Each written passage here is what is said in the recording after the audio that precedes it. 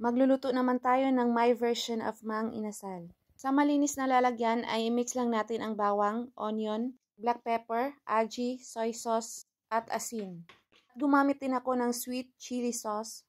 So wala po itong exact measurements. Depende na yan sa panlasa mo. Nagdagdag din ako ng konting lemon.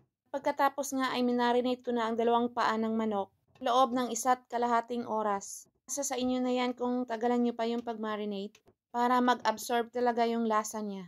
Kung umabot ka sa video ito, paki-comment naman kung saang lugar ka. Malaman natin kung saang lugar umabot ang ating recipe. So after nga matapos yung 1.5 oras ay niluto ko na. So inihaw ko lang siya dito sa frying pan para magmukha talagang barbecue. Hintayin lang natin hanggang sa magkulay yung ating chicken. At pag ganyan na yung itsura ay okay na. Pagkatapos nga ay lulutuin naman natin siya sa malinis na lutuan gamit yung sauce na pinagbabara natin.